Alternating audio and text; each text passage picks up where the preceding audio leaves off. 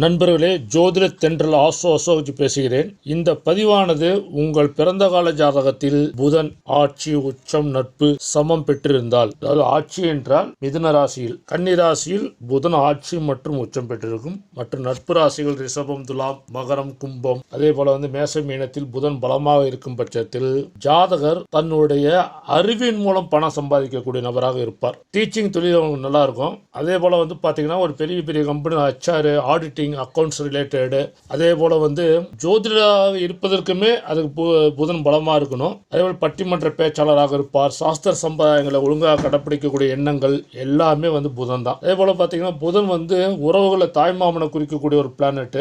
இளைய சகோதர சகோதரிகள், அதே போல காதலன் காதலி, அவங்களை குறிக்கக்கூடிய பிளானட் புதன். ஏன்னா புதன் பலமாக இருக்கும் பட்சத்தில் அந்த ஜாதகருக்கு முடிவெடுக்கும் திறன் அதிகமாக இருக்கும். குறைந்த வினாடியில், அதாவது ஒன்று பேசினாவே ஈஸியாக ஜட்ஜ்மெண்ட் பண்ணுறதுக்கு ஒரு ஜாதகத்தில் புதன் நல்ல நிலைமையில் இருக்கணும். அதே போல் பார்த்தீங்கன்னா அந்த புதனோட ராகுவோ கேதுவோ சேரும் பொழுது அந்த ஜாதகருக்கு அவருடைய குணநலங்கள் நன்மையிலிருந்து தீமையாகவும், தீமையிலிருந்து நன்மையாகவும் மாறக்கூடிய வாய்ப்பு நிறைய உண்டு. அதே போல உங்களோட ஜாதகத்தில் புதன் பலமாக இருந்தால் நரம்பு சம்பந்தப்பட்ட பிரச்சனைகள் வராது. அதே புதன் பலவீனமாக இருக்கும் பட்சத்தில் நரம்பு சம்பந்தப்பட்டது, பிரெயினோட கெமிக்கல் டிஸ்டர்பன்ஸ் பண்றது, அதே போல பார்த்தீங்கன்னா உங்களுக்கு வாய் புண்ணு, வயிற்றுல புண்ணு, அதே மாதிரி ஹேண்ட் ட்ரம்மர், இது எல்லாமே புதனோட காரகத்துவம் தான். ஸோ ஒருவரோட ஜாதகத்தில் புதன் பலமாக இருந்தாலே அவர் கண்டிப்பாக சாதனையாளர் என்று சொல்லலாம். நன்றி, வணக்கம், வாழ்க வளமுடன்.